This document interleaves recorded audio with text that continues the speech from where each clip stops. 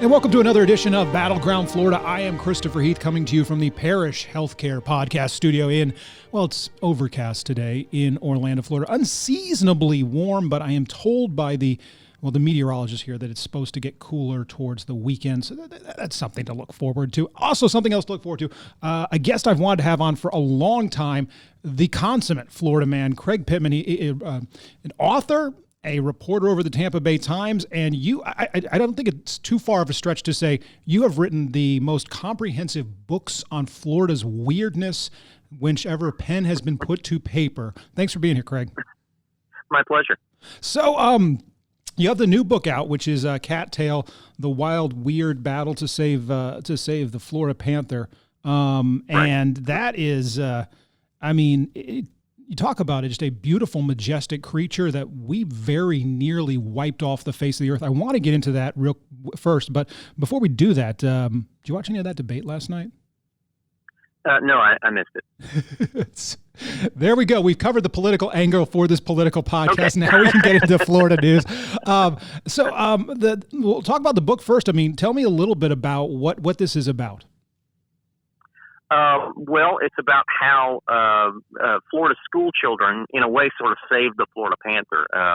In 1981, they chose it as our official state animal, in spite of some legislators who wanted to make it the gator. And then they got bombarded with angry letters from kids saying, "We picked the panther. What are you doing? Are you trying to subvert our election?" That sounds like that. Listen, it's good to know that the Florida legislature hasn't changed one iota.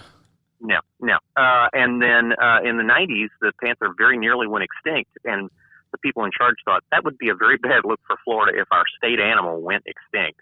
So they pulled out all the stops and pulled this very desperate, last-minute, unprecedented experiment that actually, to everyone's surprise, kind of worked and saved it from extinction. But that has led to some further ramifications that nobody foresaw.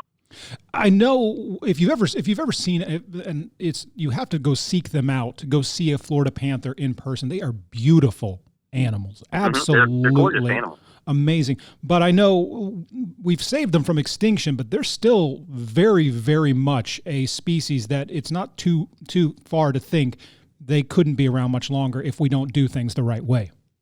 Right. Well, they're pardon the pun, they're not out of the woods by any means. But they're doing better than they were in the mid 90s. There were maybe 20 to 30 left, and now we've got around 200. So 10 times more than we had in the 90s. So that's, they're doing better, but that's still a long, long way from being recovered. And I know we the number one killer of them, I believe, if I remember correctly, is us driving on all of our wonderful roads, running them over. And it just so happens we're building even more roads through some of their habitat. So that'll be fun. Well, and that has emerged as sort of an issue for one of the three toll roads that Senator Bill Galvano proposed after just happening to meet with the State Transportation Builders Association. That gave him a rather large campaign contribution. I'm sure that was just a coincidence. Just a coincidence. And so that he wanted to build these three gigantic new toll roads. And two of them would go north, but one would go south from Polk County down through Collier County. And my colleague Lawrence Maurer obtained a memo written by a Fish and Wildlife Service biologist saying, basically, you're going to wipe out a huge chunk of Florida panther habitat with that road, and this could lead to their extinction. So all the people that backed that road now are facing questions of whether they're going to be responsible for wiping out the state animal. So we'll see how that plays out. Oh, the gator still may become the state animal. So, there you go. It may be the only one left. Well, and the sort of like Survivor. It is. Well, Florida itself is sort of like a giant episode of Survivor. Gorgeous people, little too much alcohol, and one by one you're kicked off the island. But the three toll roads, for anyone that wasn't up to speed on this, they came out of nowhere. All of a sudden they get pushed through the legislature, and it's like, well, do we need these? Oh, we don't know. We don't even bother needing to know if we need them. We just need to build them. And so, and for those of us who... I like Governor DeSantis' explanation for why he signed the bill, which was people need roads. That was it. That was the whole explanation. People need roads. That could be our state motto. People need roads. It could be. And listen. Although I think our state motto is actually "Where are my pants?" That's just me. Our state motto should probably be "Do I need bail money?" But the toll roads too, and this is my biggest complaint, is that they're essentially going to be paid for. These are rural, for the most part, rural toll roads that are going to be built using tolls collected in Florida's metropolitan centers, which are already congested to the gills. Go down to Miami, come up here to Central Florida in Orlando, or out to where you're at out there in the Tampa area. It's we're packed in. We aren't getting new roads, but our toll dollars are going to get siphoned off to build these roads that are going to, mow down panthers and cost a fortune and benefit just a few people. So, hey, government is doing its job again. Well, and my contribution to the debate was one of the roads is supposed to be the Suncoast Parkway. They want to extend it all the way to Georgia, and I started thinking, well, has anybody told Georgia we're coming? So I called up the Georgia DOT, and they said, "Do what now? You're going to do what?" Nobody told us about that. Yeah, you'd assume Georgia would want to know if a bunch of Floridians are headed their way. I think the other 49 states probably would like to know if we're all of a sudden going to be leaving our state. So. I think Georgia's building a wall now. How's that water dispute going, by the way? I'll leave that alone. So this is your latest book. The one before this is Oh, Florida. And if anybody ever had any questions about exactly how weird the Sunshine State is, leaf through that just a little bit and you will get a whole nother side of just how strange this little state of ours is. Absolutely. I mean, but my point in the book, I completely admit that we are the weirdest state in the union, but I also contend that there's stuff that goes on here and people from here who influence the rest of the country, and often without people even realizing there's a Florida connection there. There seems to be, and we always joke about this on Twitter, that, hey, there's a Florida connection, but it always seems to be. Over the weekend, I saw a story from Reuters about an orangutan from, I want to say it was from Argentina, that a judge in Argentina had granted this orangutan personhood status. And I'm like, okay, that's a weird story, but it doesn't really. Next paragraph in. The orangutan has since moved to Florida. Of course, the orangutan has moved to Florida. If you're an Argentinian orangutan that's been granted personhood status, why wouldn't you move to Florida? I don't know why you're not down there right now trying to find out which way the orangutan is going to vote in the primary. Yeah. Well, it's a close primary state. I would imagine, like most new arrivals to Florida, the orangutan's NPA, and then we'll be shut out until we get to the general election. So, obviously, we are a weird state, and I know Steve Shale, the other consummate Florida man, likes to talk about how we tend to import a lot of our weirdness. That people come here and do weird things, or they do something weird here, and it's like, yeah, but they just moved here 3 years ago from Wisconsin, but they all tend to show up. We've been weird. We've been weird for a long time. I mean, back when we were just a territory, not even a state, we were actually known as a rogue's paradise, where half the people who lived here were robbers and scalawags, and the other half were their penniless victims. Not a lot has changed. Yeah, I was going to say, not a lot has changed. And then the first state flag that flew over the Capitol in 1845 actually said, "Let us alone," which you could take as either a wish or a warning, or maybe both. I mean, the Florida Keys seceded from the Union. I mean, that's all you need. Yeah. Oh yeah. Yeah. And when you think about it, Florida in general, I always joke that Australia is the Florida of the Southern Hemisphere, and in a lot of ways, we are the Australia of the Northern Hemisphere. It's just if there's something. Think about that. It takes a whole country to compete with us. It does.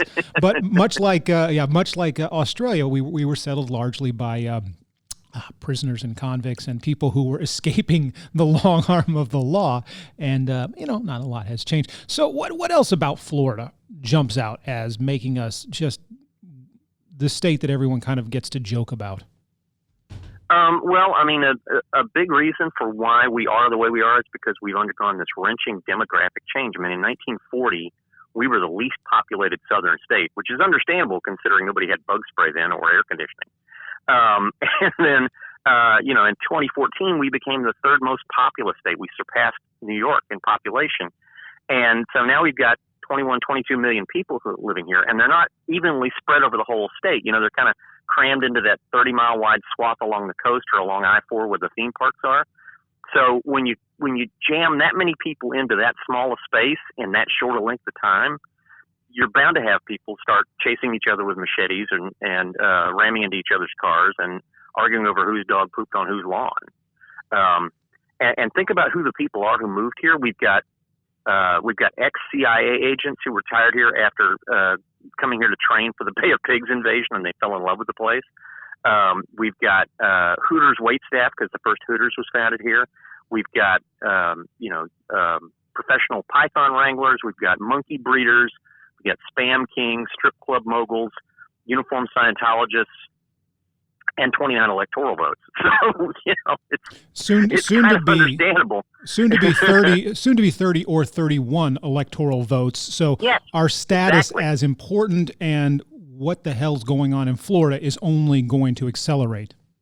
Oh, absolutely. And so another factor is our weather. We're consistently a lot warmer than other places, and as a result, people are out doing weird stuff all year long. They're not cooped up inside. We got by blizzards like in Ohio.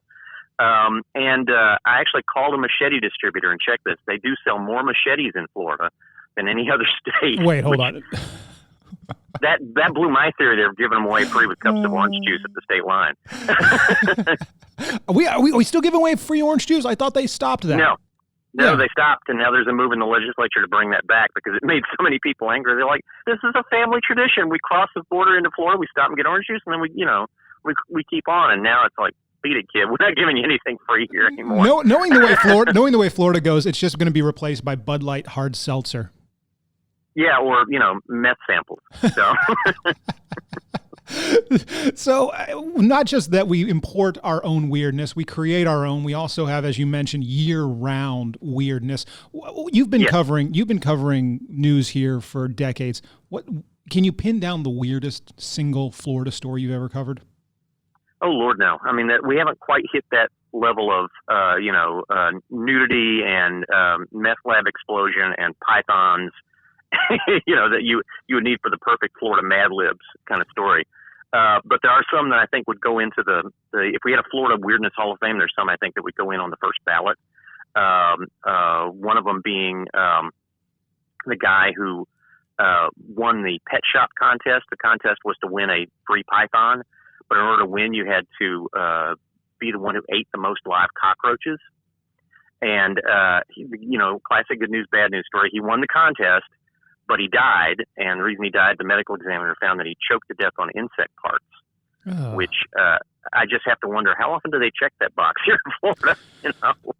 But it is Florida, so that box is already on the form. Like, you don't have to fill that one in. Yeah. It's just sitting there just in case. Yeah. Exactly. I think one of the most underrated counties for weird news in at least Central Florida is Flagler County. And I say this for two reasons. One, Flagler gave us the guy who stripped a pair of electric wires off of a lamp, hooked it up to a doorknob, and then tried to get his soon-to-be divorced, estranged wife to open the door to electrocute her.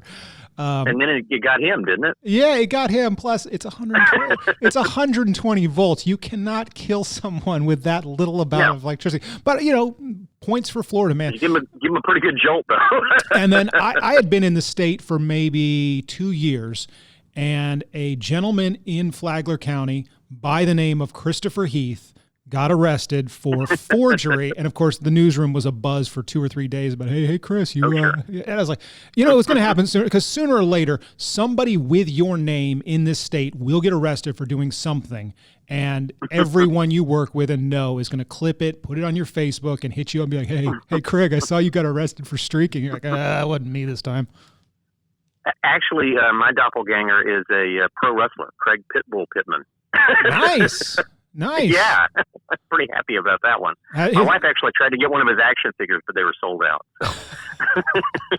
So, so one of the other reasons I want to have you on is we did a story maybe a month ago about the cane toads moving up from South Florida, and obviously they're like so many other things in the state, an invasive species, and it really struck a chord here because like so many other invasive species, people are aware of them, but they may not really care. The cane toad could potentially be lethal to pets, and it underscores just how vulnerable our state is when it comes to these kinds of critters, because a lot of them can take hold and fast. Oh yeah, definitely. And people keep bringing them in. I mean, people think it's great to own these exotic pets. I mean, I live 5 minutes from downtown St. Petersburg, and for the longest time, one of my neighbors kept 2 emus in his backyard. They're not small. These are big birds, and they would get out about once every couple of months, and we'd see the birds running down our brick street, and then we'd see the neighbors running after them. And they couldn't catch them because the birds are really fast. And one of my kids says that's his favorite childhood memory is watching the neighbors chasing the emus back and forth on the street. There was a picture the other day of a guy walking a llama in downtown Tampa, right by the Hillsborough County Courthouse, just as if it was the most normal thing in the world. Sure. Well, and what I like was in the picture, most of the people weren't even looking at it. They were like, unfazed, 100% unfazed. Yeah. Oh, it's only one llama today. Normally there's 3. Yeah. Now, some llama drama there. My favorite invasive species story is the one about the giant African land snails. So. Oh yeah, they eat the stucco. They are just crawling with all sorts of disgusting bacteria, and they're enormous. They're as big as a man's hand, and they were smuggled here by a religious cult that thought that drinking their mucus would make you healthy. As one does, yes. Of course, it has the opposite effect, which is how the authorities found out they were here, because everybody went to the ER. And said, this is where we got it from. Well, by then, the things had started spreading. Well, the cult had smuggled them in, and one lady actually put a bunch of them under her dress and then boarded a plane in Nigeria and flew to Miami that way. And I picture the guy in the seat next to her going, "Ma'am, do you realize your dress is slowly undulating back and forth?" So the state is freaked out by this because they, in addition to peeling the stucco off the side of your house, they eat 500 different kinds of fruits and vegetables, some of which are very commercially valuable. So Florida's agriculture department has actually bought and trained dogs to sniff out the snail mucus so they can find them and kill them. So, other states may have their claims to fame, but we're the state that has snail sniffing dogs. I remember reading about that, and it's just, but it's one of those things where, you have the people that bring them in, and I mean, I don't want to say a cult that decided drinking snail mucus is harmless because, well, we'll put a pin in that. But, the cane toads, we brought them in because the sugar industry, everyone's favorite sugar industry, was like, what we really need is a giant toad, perhaps the largest toad in the world. And what we'll do is we'll release them into the fields, and they'll get rid of all of the insects. And the cane toads went into the fields and decided, those insects are really high up there. We'll just eat everything here on the ground. And, a half century later, they're marching up the I-4 corridor. Right. Well, along with the presidential candidate. But whether you're talking about that or you're talking about the pythons, the Burmese pythons have pretty much stayed down in the Everglades. But we've seen along our coast. We've seen along our coast lionfish coming in. Mm-hmm. And so we've had that. And the pythons are spreading. They're spreading south because they have started showing up in the Keys as well. This is a great story. That there's a type of rat, the key largo wood rat, that's endangered, and so the feds thought, well, we're about to lose these things, so we better bring them in for captive breeding. So they took them to 2 places. One was the Lowry Park Zoo in Tampa, and the other was Disney. Because Disney's Animal Kingdom does some scientific stuff. So they've captive bred these endangered rats, and somebody had to watch them, by the way. So if you ever feel like you've been given a bad job, just remember the poor guy that had to watch the rats breed. And so they bred a whole bunch of these rats. Craig, it's Florida. They probably put that ad out there and had like 60 or 70 applications within 5 minutes. It was probably one of those, because I would imagine the Venn diagram on people who are into that thing and people who live in Florida have a lot of overlap. Anyway, so they release the newly bred key largo wood rats out in the wild, and all of them with little transmitters so they can track them. And one by one, the rats get picked off by owls and other predators because nobody trained them to be prepared for dealing with predators. So finally, there's just one left, one little rat running around out there. So one of the biologists said, "I'm going to go out there and see how he survived when none of the others did." and he went out there and came face to face with a python that had apparently swallowed it, the transmitter and everything. And that was the first time. That was the first time they realized that the pythons could swim and had swum all the way down to the Keys. Maybe that's the weirdest Florida story. I don't know. That could be it. I'd not heard that before. That is alarming. It's so sad too. Poor little. Sad, alarming, hilarious, and portends bad things for the future. So I think that's a pretty good Florida story. Yeah, it seems to be our. I always joke with people that when you drive along, especially like if you go up on like I-75 heading up towards Daytona, there's all the sound barriers that they put up between the interstate and the homes that are built, and they all have the beautiful cement cuts of various scenes on them. And the animals they always have on there is the two. They have the manatee and the gator. Mm-hmm. And I always kind of feel like that is Florida if you've ever seen Florida. Insanely violent and irrational, or a little bit on the pudgy side, kind of a little slow, but overall pretty gentle and harmless. We're one or the other. I was down in Miami the other week, and they had some of those dividers that had panthers on them, which I thought was kind of cool. It's like, okay, we're going to build roads that wipe out their habitat, but we'll feature them on the sound barriers. So it's like they're still here. These are the animals that used to live here. There's a Simpsons episode where they have a holographic tree that is dedicated to a tree that used to be here, and I always think that's probably pretty much where we're headed. Joni Mitchell would be proud. So I'm reading over some of the recent headlines you've had from the Tampa Bay Times, and we're talking red tide here. We're talking federal wetlands. I mean, it just seems like every step of the way we are hearing politicians say that they want to do the right thing by the environment. But you and I both know when push comes to shove, often it is development doing the shoving and the environment getting pushed out of the way. And despite what we've heard maybe from Tallahassee in the last couple of sessions and from our current governor, Ron DeSantis, we're still in a situation where our environment's not in a good place, and we're not doing enough right now to change that. Let me, how can I phrase this? We're in a position now where we're better off than we were a while ago, only because of the disasters that we've had with red tide, with that 16-month-long red tide, the blue-green algae bloom that caused so many problems, and even before that in 2010, the oil spill that dumped oil on 8 of the Panhandle County's beaches. People are starting to realize in Florida that in this state, the environment is the economy. And if you screw up the environment, you're going to screw up the economy as well, and it's going to really hurt a whole bunch of people.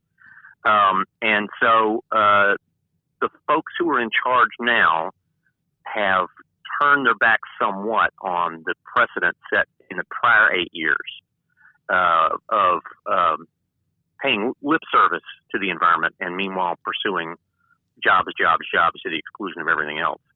And so whether the promises they made, the election promises they made, will actually bear out, we'll see. But right now, we've actually had a blue-green algae task force that met and made recommendations on how to fix that.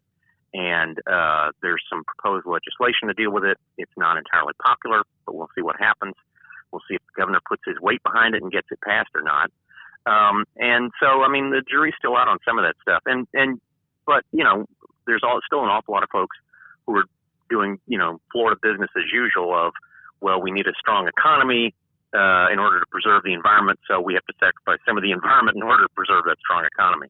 So, and it is certainly true that there is, if you're looking for a symbol, there is a billboard off of the Suncoast Parkway that advertises a new development called the Wilderness. So, well, you got to get the wilderness out of the way. I'm sorry, I take that wrong. It's the Preserve. The Wilderness is down in Naples. That already exists. No, this one is called the Preserve. It's a development called the Preserve. They're preserving those homes for the future. But you said it already, and this is something that we should probably underscore. We're better than we were the last 8 years, but let's be frank here. The Scott administration set the bar pretty low for environmental issues. And paid the price for it to some extent. I mean, I still remember Governor Scott being heckled out of a campaign appearance during his attempt to be elected senator by people yelling "Red Tide Rick, Red Tide Rick," and he fled in the face of it. So not a very dignified exit. So ironically, he now argues that he actually was fighting climate change all along, even though everybody said they were told not to even use the term. But he was secretly fighting climate change back when he was governor. So secretly, very secretly. Yeah. The late Department of Environmental Protection attorney Christopher Byrd, who passed away a couple of years ago. I mean, he's the one. He lived here in Orlando, and he's the one that actually came out and said, "No, we were flat out told you need to scrub climate change. You need to scrub global warming from your presentations. We're not using that word." And, the Scott administration was like, "Oh, that was never a directive." But you could definitely see in the way that, whether it be the elimination of growth management or the fact that we, torpedoed all sorts of things dealing with wastewater or sewage treatment or septic tanks, that one by one, what developers wanted, developers got, and the environment be damned. The irony to me is that the economy in Florida generally is pretty strong, except for the times when our Ponzi scheme kind of catches up to us and everything goes into the dumper. But over the last 8 years, the economy's been pretty strong. So why do you need to change the regulations? Why do you need to repeal things that are supposed to protect the environment? But nevertheless, that's what happened. So. And I know septic tanks has always been a big bugaboo where you have homeowners and realtors saying, well, this is going to make it hard to sell and do real estate in the state. But you do look at people like Randy Fine out there in Brevard County saying, we've got to get this under control. We're pumping way too many nutrients into the Indian River Lagoon, and it's creating some significant problems, but there's still going to be that pushback. Well, and I mean, most of the septic tanks in Florida are, if they're not 30 years old already, they're getting close to that. And that's supposed to be the lifespan of a septic tank. And so once they pass that, it's like, you kind of got a ticking time bomb there as to whether it's leaking and sending these pollutants into your waterways that cause all these problems, fuel the algae blooms, lead to, nitrate pollution is the biggest pollution problem in Florida. We've known that since Jeb Bush was governor. And Bush actually set up a Florida Springs task force to try and help clean the springs of these problems.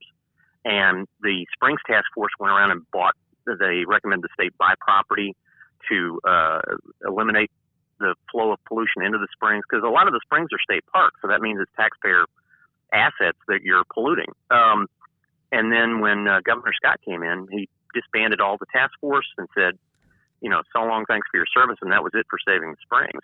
So, and then when the septic tank inspection law passed the legislature, and there was a blowback from the septic tank owners, he willingly signed off on the repeal of that legislation and said, no, you don't have to inspect it.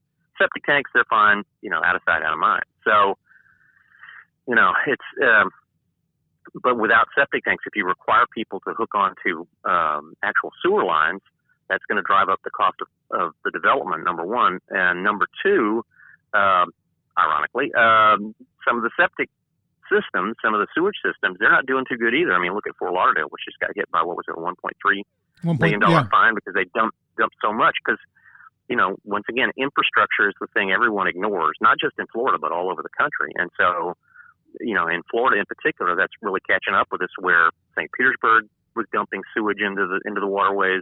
Tampa dumped sewage in the waterways because the systems couldn't handle the amount of rain that was coming. And honestly, I think sea level rise is part of that as well, as far as, backing stuff up. And so that infrastructure is going to be the thing that really hurts us in the future as the climate changes and the sea level rises. To mention Randy Fine again, I mean, this is a conversation he and I have had a couple of times about how it is cheaper for municipalities to dump and pay that fine than to fix the problem. Mm-hmm. And it just becomes simple arithmetic for some of these cities, big cities and small cities, that, okay, yeah, we'll put 50,000 gallons of sewage in there. We're going to get hit with a fine. But you know what? If we were to fix this problem, it would cost 10 times as much. So we'll keep taking these fines and dumping the sewage. And to his credit, he's trying to get that change. So, you do have a legitimate stick out there to make this happen. But, we've dug our own grave on this one. Well, and it's not unlike the developers who have taken the attitude of it's better to ask forgiveness than permission, and they'll go ahead and cut down mangroves or illegally fill wetlands. And if they get caught, it's cheaper to pay the fine than it is to do things the right way. So they just plow right ahead. Speaking of plowing right ahead, you mentioned the springs. There's another issue, and I've covered this one extensively with Dr. Bob Knight from the Howard T. Odom Springs Institute, where we're paying for springs replenishment. Meanwhile, we are allowing every water bottling company under the sun to come here and take our water essentially for free. And that we tried to maybe change that this session. There was a bill to start charging bottling companies a little bit of money as others. Did it? Oh, it went absolutely nowhere. Yeah, and that's because Well, the springs don't make campaign contributions, but Nestle sure Nestle does. Nestle does. Niagara does. And this is one of those stories that when you tell people this, they're like, "You're lying to me." And I'm like, "No."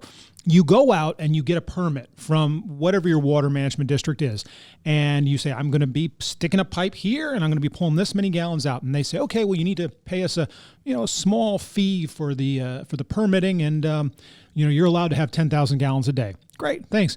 You don't pay for those 10,000 gallons. You don't. That's your free water that you stick in a bottle and then sell for $1.50, $2 if you're over at Disney, $5 a bottle, and we give it away. And then when we deplete our own springs, when we see spring flows fall, we as taxpayers come in and do what we can to try and beef them back up.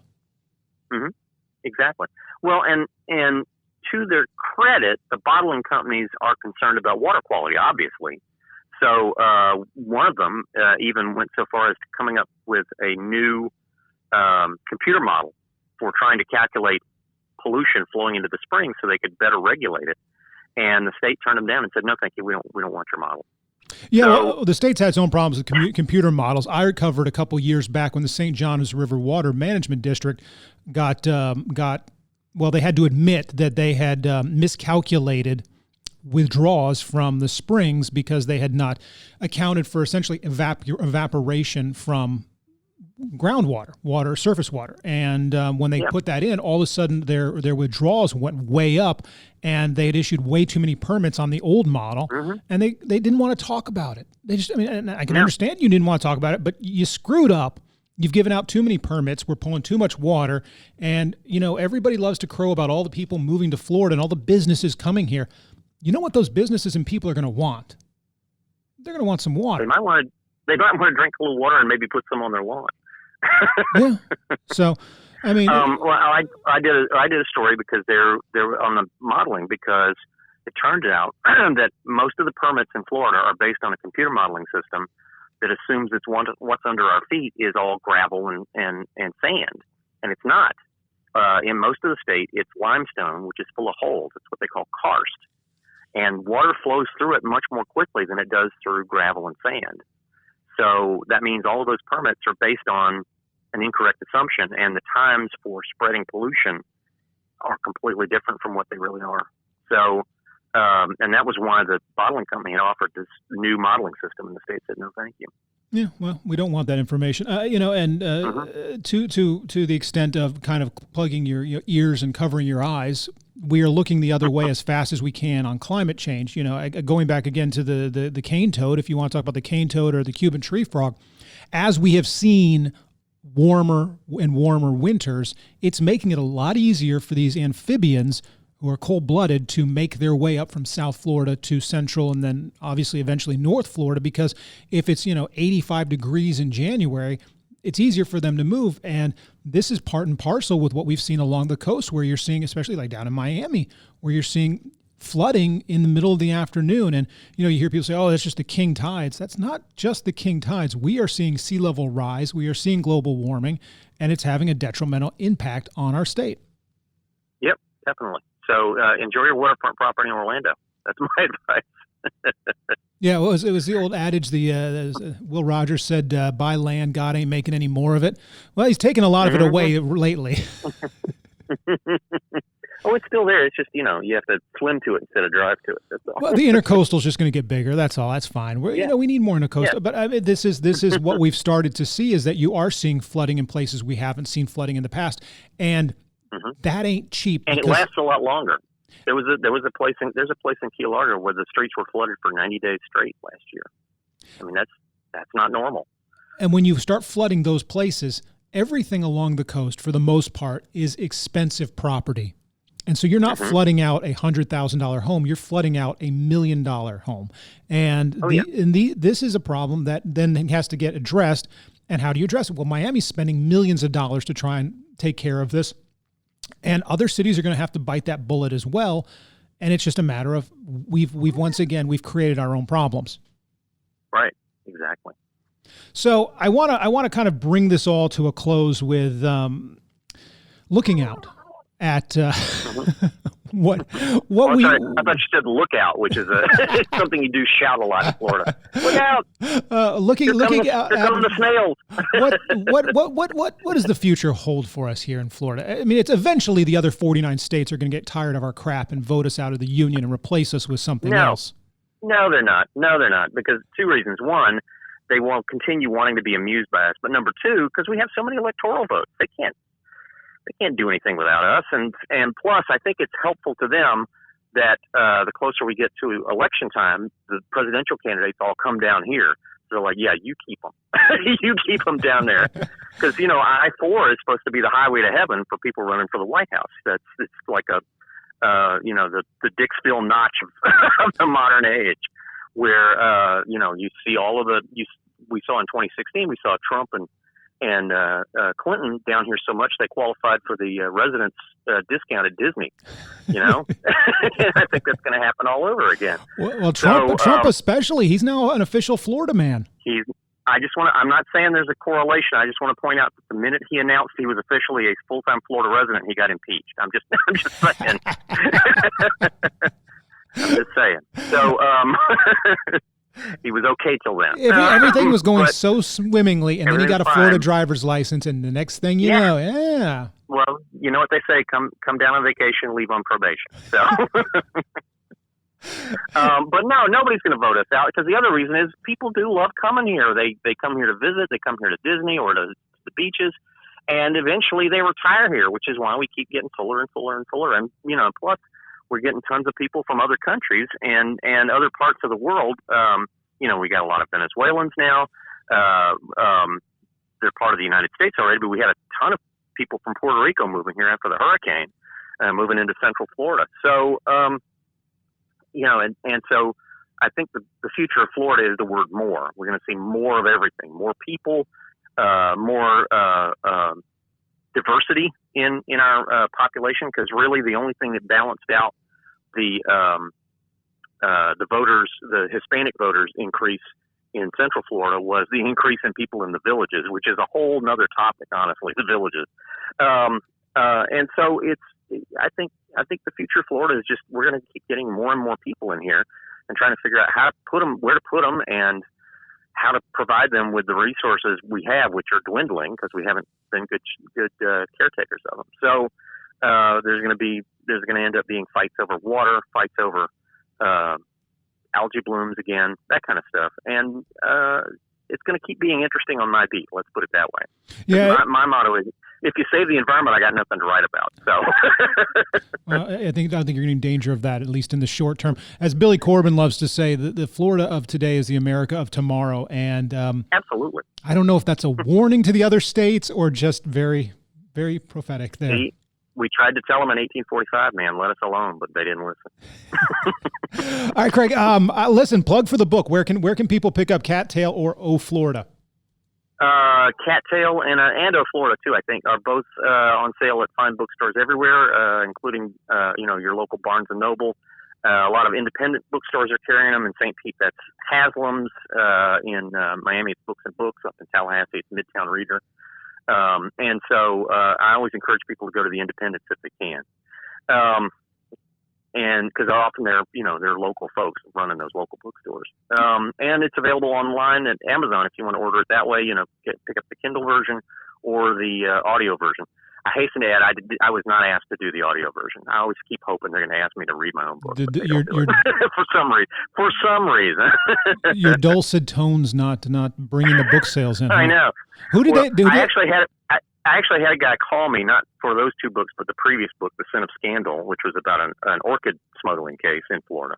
And the guy was asking me on pronunciation of some of the plant terms. And then I said, by the way, I don't mean to be a smart aleck, but is that really the voice you use when you read the book? No, this is the voice I use.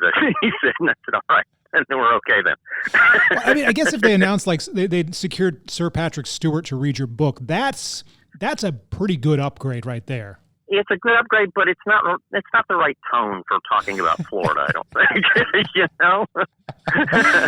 think. Just randomly select somebody from the Daytona 500 infield and have them read it. Or get one of our, we have a lot of celebrities who are from Florida. We got The Rock, he's from here. Get him to read it. I think we're onto something here. Can you smell what Florida's cooking? Pitbull would do it. Every sentence would end with Dale. Yes, and people would love that. And are you going to be doing any tours across the state to sign this one? I know for Old Florida, you went around to a lot of places and signed it and talked about the book. You doing that for this one? Yeah, I have been. I was just down in Miami and Key West, and I'm going up to St. Augustine this weekend, and I'm down in Sarasota next week. So, yeah, I'm still running around like a chicken with its head cut off. And if the people want to follow you on the various social medias, where can they get in touch with you at? On Twitter, I'm Craig Times, at Craig Times, and on Facebook, I'm me. But there's also a Facebook page for Cattail, so they can also look that up there. And I tend to put a lot of the appearances there ahead of time, and I promote them on Twitter as well. And I'm on Instagram at Craig Pittman 78. Which is the age of my knees, I think, some mornings. And there's no upper limit to the number of copies you can buy. They will not stop you from buying 500 if you so desire. That's right. And as the father of a kid who's about to go to college and one who wants to go to law school, I strongly encourage you to buy multiple copies and give them to all your friends and family. As another author once told me, you don't even have to read it; just buy it. Yes, exactly. All right, Craig, thank you so much for the time today. My pleasure. All right, and Craig Pittman has left to go brew himself some delicious, tasty, nutritious giant African snail juice. So wish him well on that. Anyway, we'll put links up for his books if you want to read them. Of course, you can read what he writes for the Tampa Bay Times, covering environment and growth across the state. You can read that as well. It's all online. We'll put links up to some of that, and we'll try and get him back in. Also, I'll keep you up to date if he says he may be coming to the Central Florida area here in the next month or so. So just definitely keep an eye out for that if you want to hear more about the Florida Panther or just weird Florida news. And we never seem to run out of that. So we didn't get into, we briefly touched on the Democratic debate that happened Wednesday night in Las Vegas, Nevada. We're going to go with Nevada, right? Okay, Las Vegas. There we go. That'll work.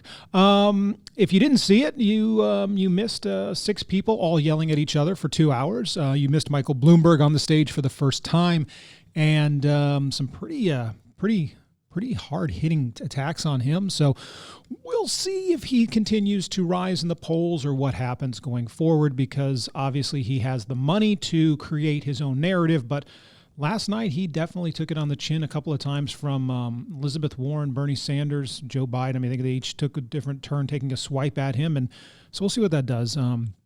So we have Nevada's caucuses happening kind of sort of now. They do early voting out there, and they do ranked choice voting for if you do early voting, and then the caucuses are on Saturday. And honestly, if you put a gun to my head, I think I might be able to explain how this all works, but it's mostly just blood magic. So, leave that be.